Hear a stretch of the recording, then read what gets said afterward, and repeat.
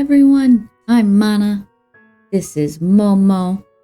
And yeah, there's a Loki on the cat tree there, and there's a Maru behind me on the bed, but you can't quite see.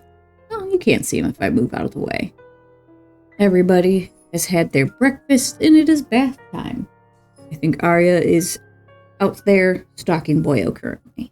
So, we are back with more of the letter. When we last left off, we broke into the mansion, got caught by the butler, and we are currently experiencing the rooms are changing. I suspect we are very close to starting Luke's chapter. So, let's jump in and see what happens. Let's see who else I can manage to get killed. The goal is not to kill people. The goal is to make decisions I haven't made before. We'll see how that goes. Okay, there we go. So we'll go ahead and check our relationships. I mean, it doesn't say what's changed, so we're on November 1st. Okay. Ashton attempted to fight back, but his attacker quickly disarmed him, looping a towel around his neck and strangling him. But just when he was about to lose consciousness, a familiar voice rings in the room, and having recovered, Ashton quickly urged Isabella to move, knowing it wasn't safe to stay idle. Without warning, however, Isabella slapped him, furious at him for keeping people in the dark. She reminded him of what was important, and with it came a realization about himself.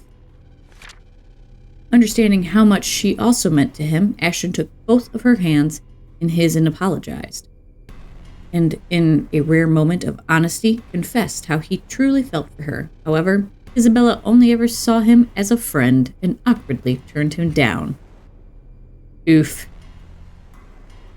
Together, Ashton and Isabella carefully made their way downstairs. However, instead of a hallway, the kitchen greeted them instead.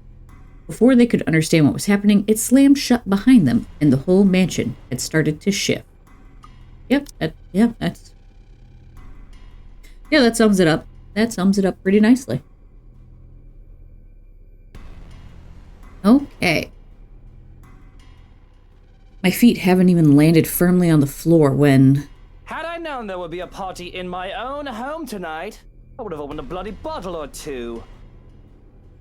Okay, there's a few in the basement. If we can find our way to the basement, we can definitely make that happen. People these days, in my own home. Can you believe it? I feel so left out. A chill seeps into every vein in my body. All of a sudden, every ache, every pain returns to me tenfold, and my knees threaten to buckle at the sound of his voice. Though it appears friendly, I know it is anything but. That appeared friendly to you? Really? Okay. One does not spend investigating a man like him for over a year and holding a grudge against him for more without knowing everything about him. His quirks, his habits, I'm familiar with all of them. And right now, Luke fucking Wright is beyond pissed. Shifting my gaze upwards is nearly too painful, knowing the danger. Not to me, but to those who have been lured in here by the curse.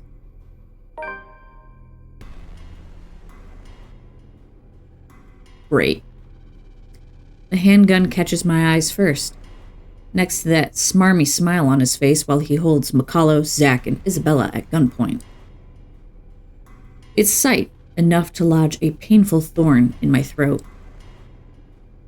I've been too complacent, too focused on other things that I've completely set aside the fact that Scumbag will not be too pleased to see us here without knowing our reasons.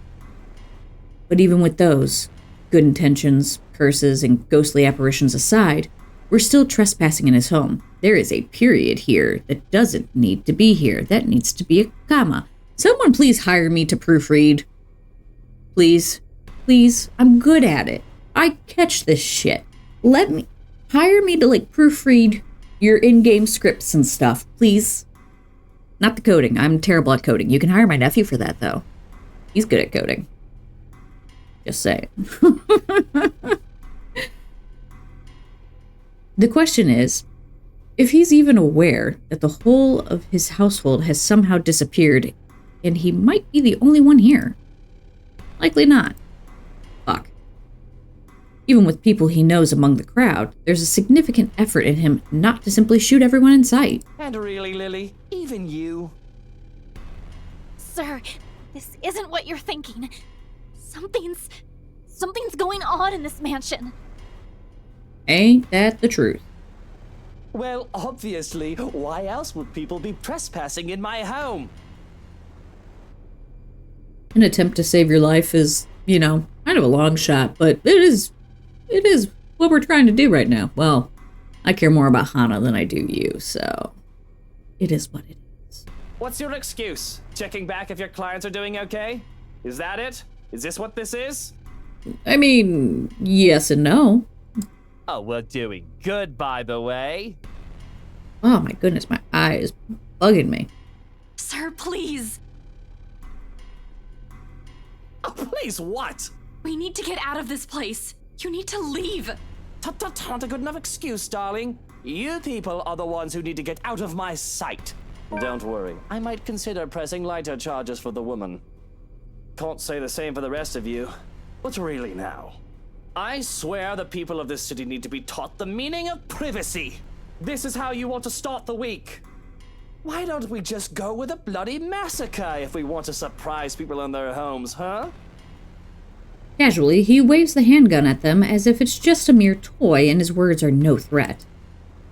The safety's off on his, nothing stopping him from pushing through with his words.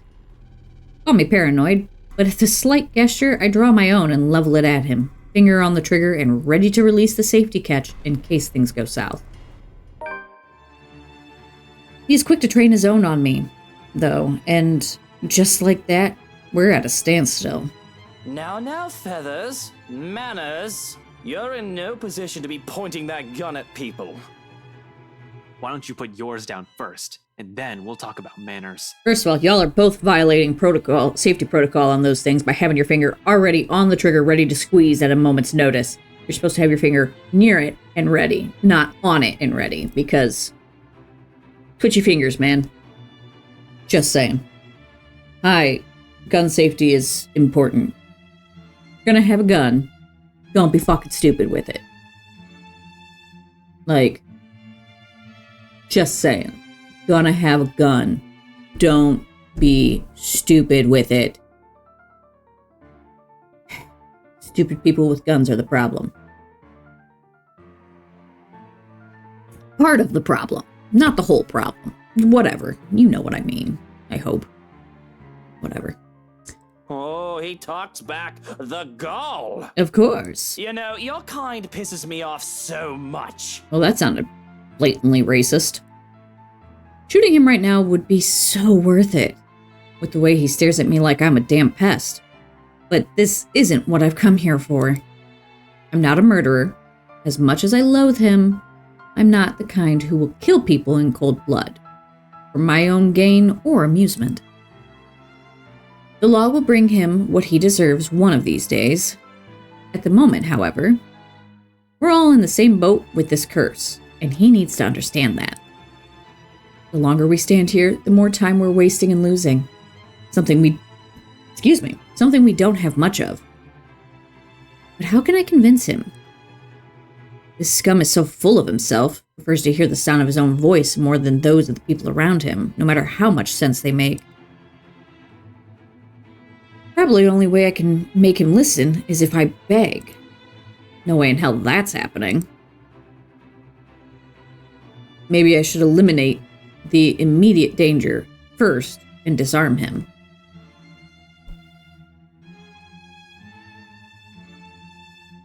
I'm trying to remember what it was I did. I'm pretty sure I disarmed him. And I'm afraid of what begging is going to lead to.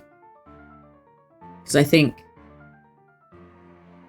it's gonna hurt. This is gonna hurt. My life's not the only one at risk here, however. There's Zach. There's Isabella. McCullough's here as well.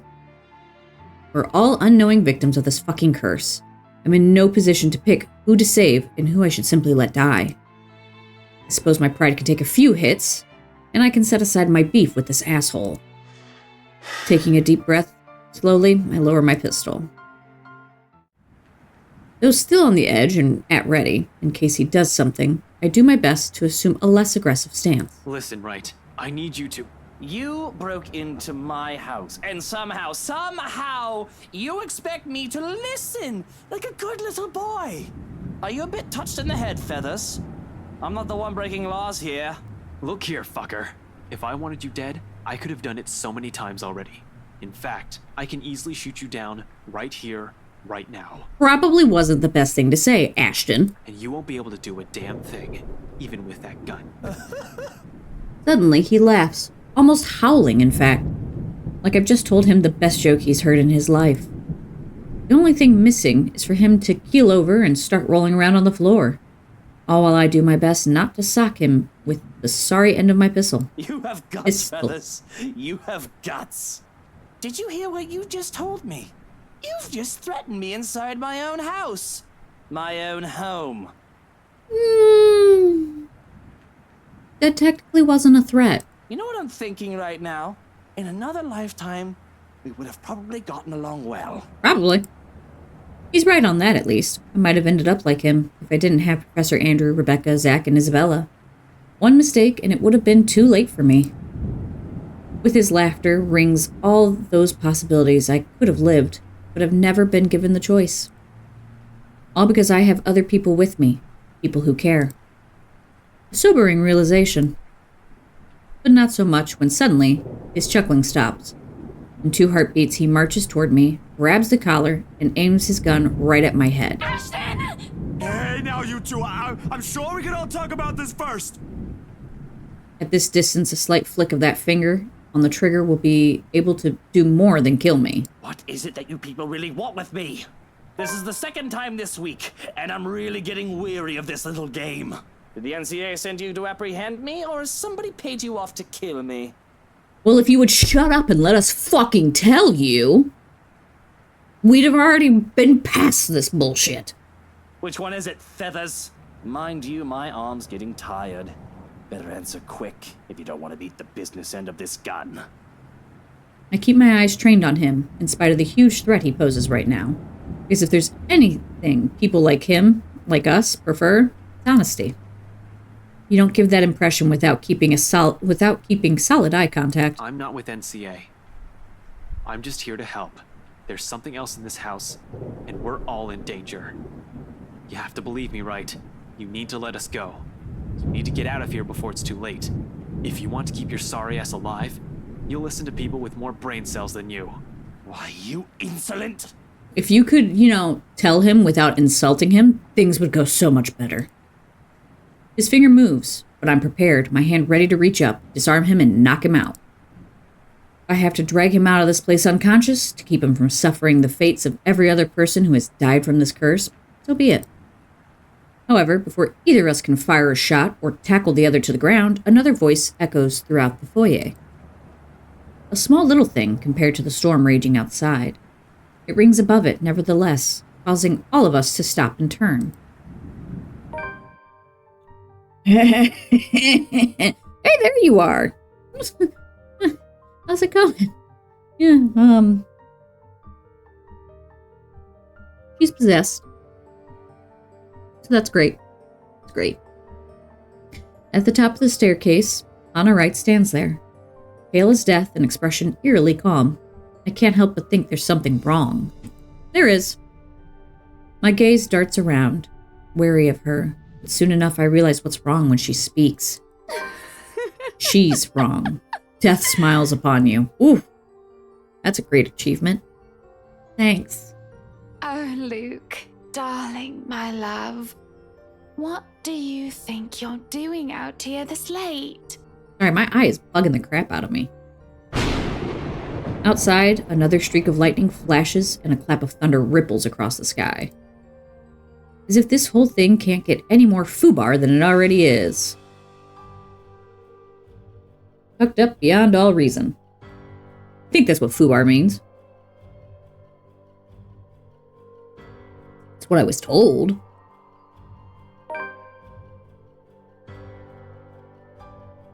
that might be the end of Ashton's chapter.